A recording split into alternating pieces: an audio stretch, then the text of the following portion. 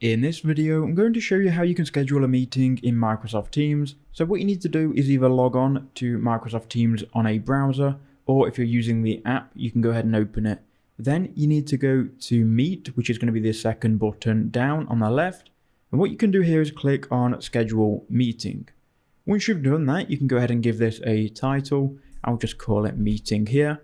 And then here on this box, you can then type out their name or email. So go ahead and invite that person by entering in their email. You can click on them. You can invite as many people as you want. You've then got the time here that the meeting starts and finishes. So you can go ahead and schedule that for the day in the future, and you can change the time here. It will also change the ending time to 30 minutes after, but you can customize that as well if you need to.